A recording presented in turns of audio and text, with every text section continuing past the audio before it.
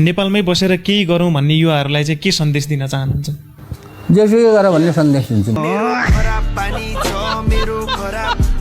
होइन। बस्नु मन लाग्छ भने बस्नुहोस्, मैले जबरजस्ती बस्नुहोस् भन्नु बस्ने कुरा त होइन।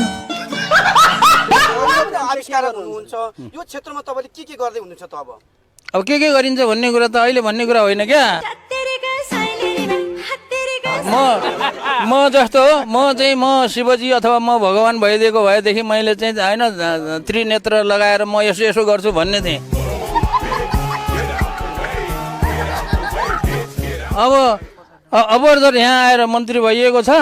अब यो त अपरझट किताब बेच्दै गरेको मान्छेलाई यहाँ ल्याएर मन्त्री बनाइदिएपछि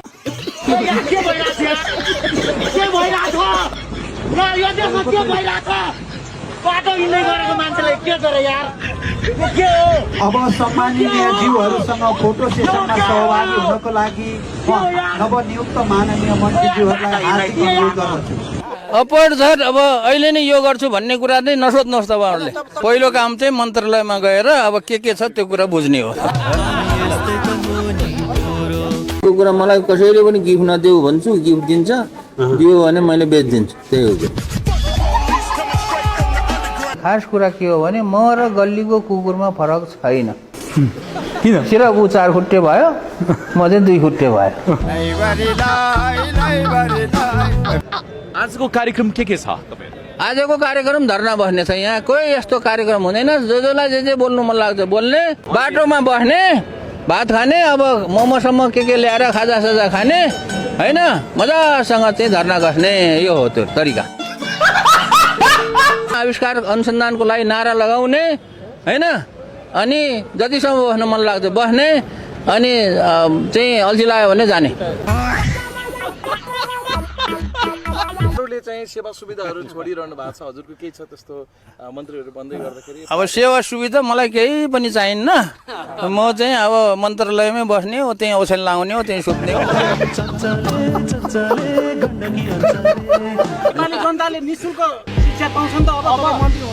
अरे म मन्त्री हुँदैमा निःशुल्क शिक्षा कसरी दिने? म भगवान हो र भनेको। सबैभन्दा भ्रष्ट नेता कि सचिवहरू हो? सचिवै हो। सचिवहरू र नेता दुइटै हो। तर नेतालाई भ्रष्टाचार गर्ने उपाय बताइदिने चाहिँ सचिव हो। तिमीहरूलाई कोरिया नजाऊ, यहीँ बस भन्न आएको होइन, फेरि यहाँ नडर है, जाऊ भन्न आएको। बरु जाऊ, किन जाऊ भन्छु भने नेपालमा अहिले बसेर जागिरै पाउँदैन, अनि के आज आऊ देश बचाऊ भनेका छन् त जनताले यति बेला त। जनताले भन्यो होला, जनताको बोल्ने अधिकारको कुरा हो। जनतालाई हामीले बोल्यो भनेर जनतालाई गाली गर्ने कुरा होइन। अब राजा नआएको पनि त होइन, राजा त थियो त, 240 वर्ष 50 वर्ष थियो र नेपालमा राजा। अनि त्यति बेला के गरे त? म वैज्ञानिक होइन, म विद्वान पनि होइन। यदि म मूर्ख नभएको भए म अहिलेसम्म केही पनि गर्न सक्ने थिएन। म त 2-3 वर्षसम्म गएर हेरौँ गरे के हुन्छ भनेर आएको मान्छे त 28 वर्षसम्म यहीँ भयो, बिजी भयो क्या। अमेरिका किन फर्केन भन्दाखेरि यहीँ बिजी भइयो। नगरले त गर्छ होला नि, अहिले त गर्दैन, यो महानगरले पनि गर्दैन। गर्छु भनेर नयाँ युवा पुस्ता आएको मैले साउन महिनामा भेटेको हो, हामी गर्छौँ भनेको हो र केही खाकाहरू तयार गरेको हो। उहाँले त केही गर्नुहुन्छ होला नि, अहिले त जनताले पनि हुन्छ होला भनेर भएन के, गर्नु पर्यो। उहाँले आज जित्नु भएको छ, उहाँलाई जितेर गर्दैन नि, जित्नु त धेरैले जित्यो अहिलेसम्म चुनावमा। गर्छु भनेर जिते। बात त सही है।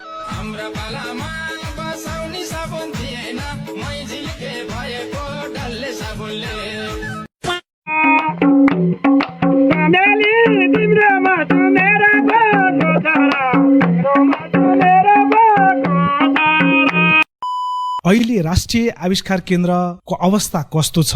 साँच्चै नै भन्ने हो भने राष्ट्रिय आविष्कार केन्द्र खोलेको 5 वर्ष भयो। एउटा मान्छेको बच्चा जन्मेर 5 वर्षमा कत्रो हुन्छ त्यत्रै। 5 वर्षसम्म मैले भनिरहेको छु यो मेरो आविष्कार केन्द्र होइन। यदि मेरो आविष्कार केन्द्र हो भने मैले महावीर आविष्कार केन्द्र भनेर नाम राख्थेँ नि। ल्यापटपले ठ्याक्क अनुहार ठेक्दो रहेछ कि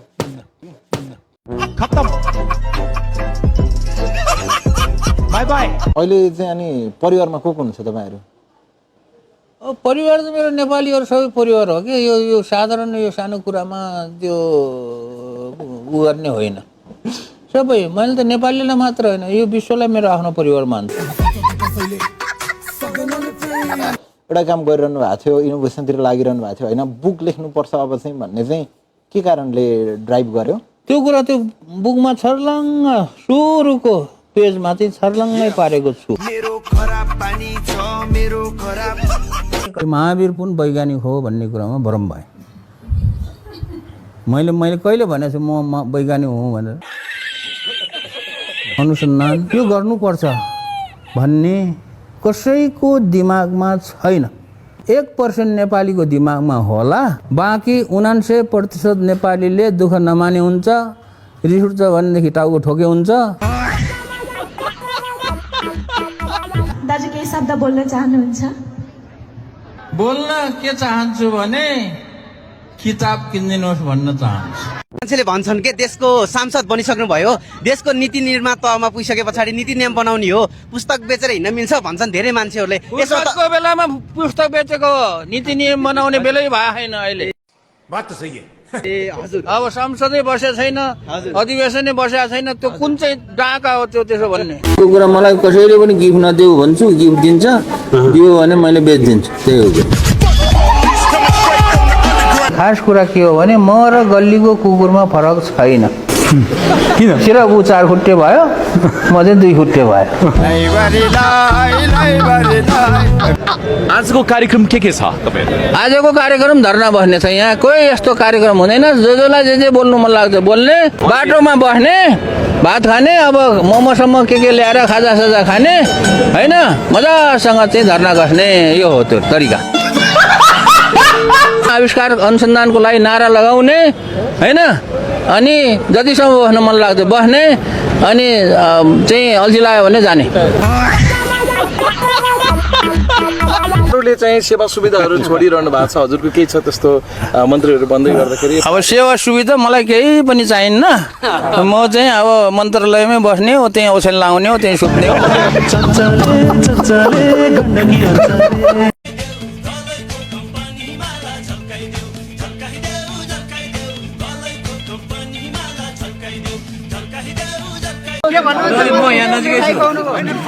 मिठाई पाउनुमा मन्त्रीज्यू के भन्नुहुन्छ?